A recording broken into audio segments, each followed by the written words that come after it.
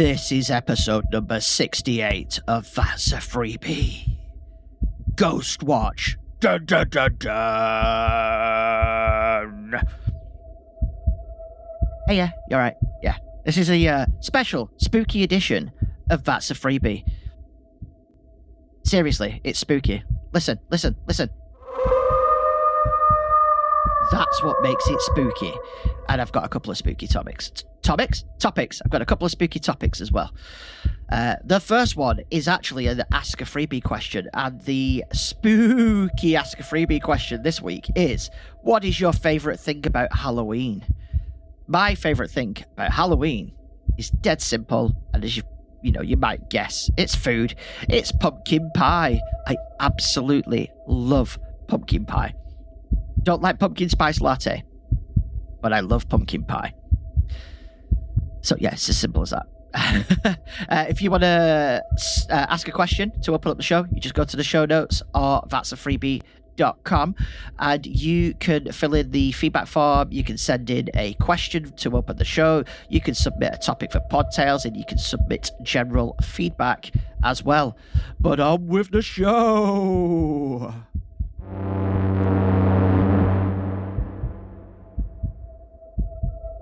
I'm going to start off this week with a spooky tram question.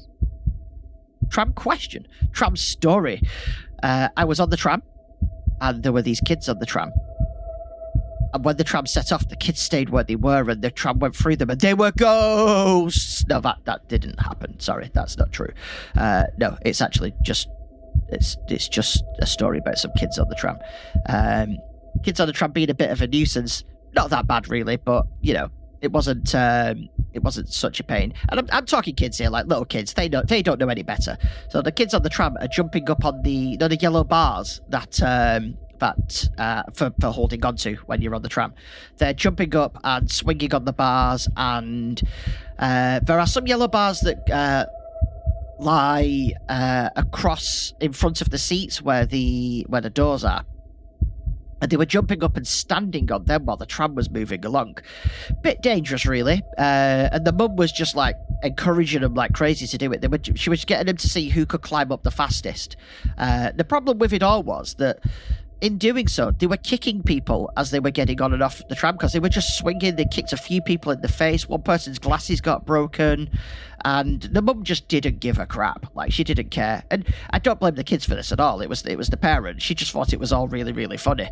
It was bizarre, really. And then one of the kids, of course, slipped, fell, banged the head on the seat. On the top of the seat, proper cracked it, screaming, crying, everything. And she decided then, the mother, that it was all the driver's fault because he took a corner too hard. It's a tram, it's on rails.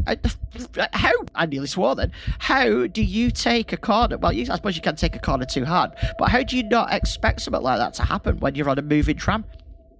Yeah, I was a bit astounded by that one.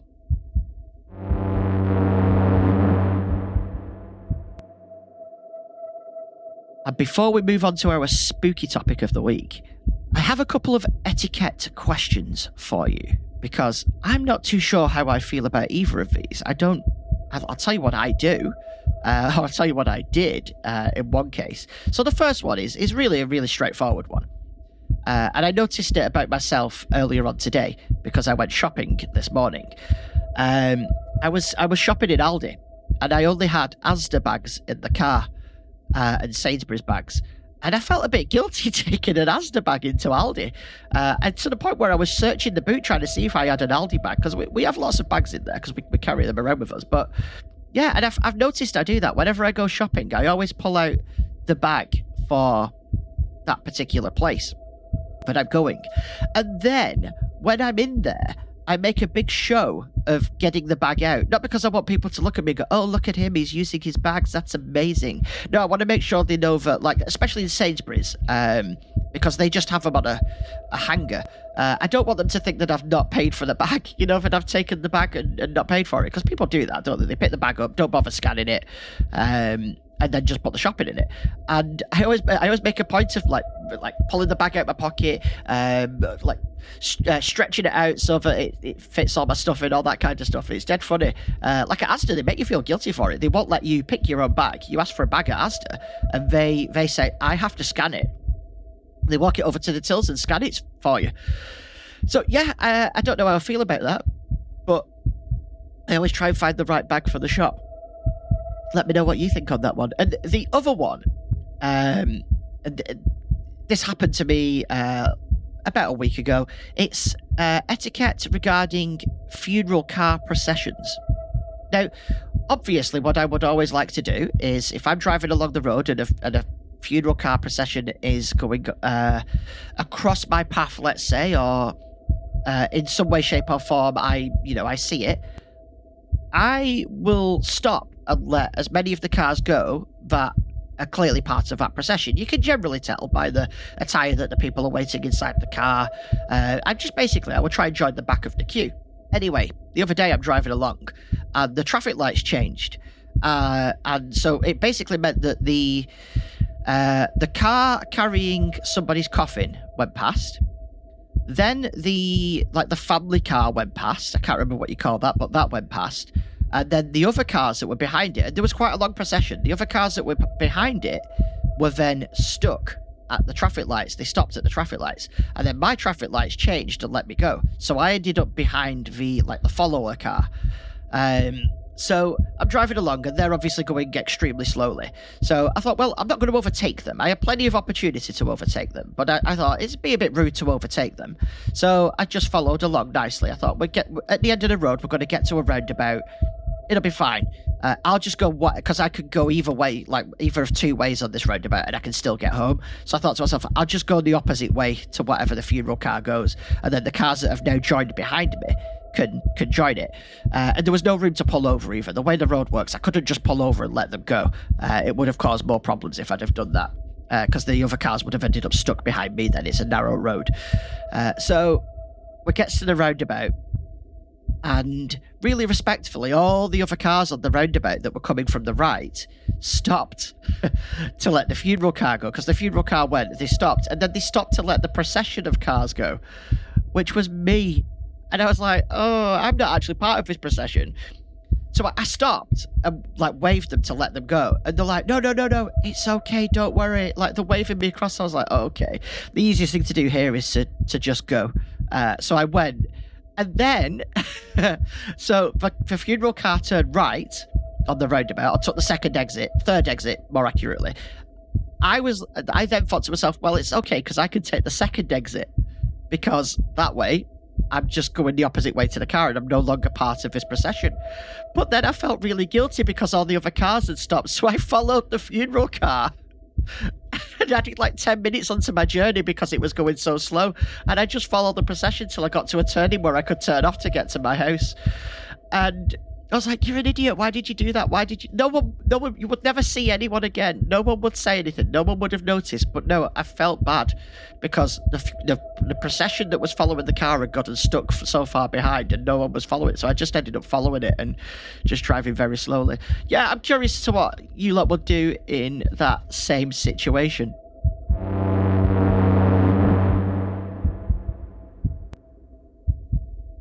You may know this already, but Halloween is coming up at the end of this week. I was hoping for the show to actually land on Halloween, but it didn't. Doesn't matter too much. I'm still going to do the same topic, and it's still going to be a Halloween special. All those spooky noises should be giving that away. In today's topic, we're actually going to be looking at a TV show that I watched when I was 12 years old, and it's called Ghostwatch. You may remember it. So picture this. It's Halloween night, 1992. I'm 12. Families across Britain settle in for what appears to be a live investigation into a haunted house. Turns out, Ghostwatch was a mockumentary supernatural horror TV movie, and it unfolds as a seemingly real-time broadcast. It was written by Stephen Volk and directed by Leslie Manning, and this chilling drama was part of the BBC One's series produced by Richard Broke, Ruth Baumgarten, and Derek Nelson. I find that really hard to say. I thought this was real at the time, and it scared the bejesus out of me. Now, I should really point out at this point that the show was introduced as a live investigation. It was hosted by the legendary Michael Parkinson, and alongside him, Sarah Green braved the haunted house, Mike Smith handled calls from viewers, and comedian Craig Charles interviewed the locals. The setup was perfect. The stage was set, but nothing could prepare the audience for what they were about to witness. Now, I only wanted to watch this because Craig Charles was in it. I was a huge Red Dwarf fan. There was only me and my stepdad in the house at the time, and the whole time I thought it was real. I was astonished that they were discovering all of this on live TV. I'm not even sure my stepdad was convinced that it wasn't real either, because he kept trying to reassure me a little bit too much, you know? The story revolves around the Early family, tormented by a malevolent poltergeist named Mr. Pipes. This eerie entity, named for the unsettling noises it made through the house's plumbing, terrorised Pamela Early and her daughters, Suzanne and Kim. As the broadcast progressed, strange occurrences began to unfold. At first, it seemed like an elaborate hoax, with Suzanne caught faking ghostly noises, but then the true horror revealed itself. Suzanne, possessed, speaks with a demonic voice and scratches appear on her face. I remember seeing this. Callers from across the country share their ghost stories, many claiming to have seen Pipes in their own homes. The atmosphere grew thicker with dread as the backstory of Pipes unravelled. A disturbed man named Raymond Tunstall, who believed he was possessed by the spirit of a child killer, Mother Seddons. And ultimately, he took his own life in the house's basement, and his body was partially eaten by his own cats. It's the stuff of nightmares. As the night's events spiral out of control, the show reveals a terrifying twist. The broadcast itself had become a nationwide seance, allowing Pipes to infiltrate homes across Britain. The climax is a crescendo of fear. Sarah Green is dragged into the cellar by unseen forces, the studio is plunged into darkness, and Michael Parkinson, alone, begins to show signs of possession. Now, to understand the impact, let's just delve a little deeper into the background of Pipes. This malevolent spirit wasn't just an ordinary ghost. Tunstall, a troubled man, was believed to be possessed by Mother Seddons, a notorious Victorian baby farmer and child murderer. The ghost's horrific appearance, with his missing eyes and mauled face, was a result of his gruesome end. Locked in the basement with his starving cats, this grotesque imagery alone was enough to send shivers down the spines of the viewers. But it was the slow, methodical reel of his backstory that truly terrified people. The production team employed several realistic techniques to enhance the authenticity of the broadcast, from using actual BBC technicians as part of the cast to integrating real ghost hunting technology. They blurred the lines between fiction and reality. The house was equipped with motion detectors, temperature sensors, and covert cameras, all contributing to the sense of a genuine live investigation. And as the show progressed, supernatural phenomena escalated. Viewers watched in horror as objects moved on their own. Mysterious scratches appeared on Suzanne's face, and chilling nursery rhymes were recited by unseen forces. These elements played on the primal fears of the audience, making the fictional seem all too real. But the most terrifying aspect was the idea that Pipes could use the broadcast as a conduit to enter viewers' homes. This wasn't just a haunting confined to a single house. It was a nationwide invasion. Dr. Lynn Pascoe, the show's fictional psychologist, theorized that the broadcast had created a massive seance, allowing the spirit to spread like a virus. The aftermath was immediate and intense. An estimated 1 million viewers called the BBC, a mix of terror and awe in their voices. The show was never repeated on UK television, but found a cult following internationally. And through home video releases, its influence stretched far, inspiring creators of later horror phenomena like the Blair Witch Project and Host. Yet, Ghostwatch left a far darker legacy. It was blamed for inducing PTSD in children and linked to the tragic death of a young man who believed his own home was haunted. The controversy it sparked led to a reprimand from the Broadcasting Standards Commission criticising the BBC for the distress that they caused. Despite its eerie aftermath, Ghostwatch remains a groundbreaking piece of television horror, a masterclass in blending fiction and reality to spine-tingling effect. So as you turn the lights off tonight and let the tales of terror fill the room, remember the power of a well-told ghost story. Maybe, just maybe, you'll catch a glimpse of Pipes lurking in the shadows. Now, needless to say, this show still haunts me to this day. Even when it comes to the end and it says that it's fake, basically. Oh man, I must think about this thing at least once a month. The thing that set me off the most is probably the least creepy thing in the show is when someone in the studio said a caller had called in to point out there was a figure stood in front of a curtain in one of the rooms. They went back and looked at the footage, and sure enough, there was a faint sort of outline of the figure. Now, I had curtains that really, really closely resembled them. They were thick and heavy, and ever since that day, I could always see that figure's shape when I looked at them. Eventually, I got a dartboard for Christmas, and I would throw darts at the curtains, hoping that the light would shine through. And I remember my mum getting really upset with me because there was holes in there, and I never told her like the real reason I did it. It was because I was terrified there was a ghost stood in front of my curtains. Oh, it was terrifying. I implore you to go and find out. I think it's on YouTube. If it is, I will leave a link to it in the show notes, because I'm almost certain that during my research for this, I found that it was on YouTube. There is also going to be a second part to this as well. That's a freebie plus. Subscribe so that you can hear that. It's actually called Ghostwatch Behind the Curtain.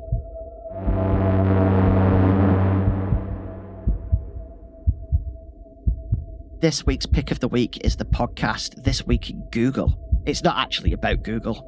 It's supposed to be. It's supposed to be about the business of Google and the technologies that they're working on. But it's more about the internet at large. They talk about all of the major tech companies and the technologies and legislation that they're going through. It's, again, good podcast. You should listen to it. It's a good all-round look at the world of tech and what companies are doing about like AI, robotics, all that kind of stuff. Definitely worth checking out. And I wanted to end this week's episode with one of my favourite jokes about, well, it's not about Halloween, but one of my favourite Halloween-adjacent jokes. A skeleton walks into a bar and he orders a beer and a mop. Yeah, good luck sleeping tonight. I will see you all next week. Thank you for listening. Thank you for subscribing. Goodbye.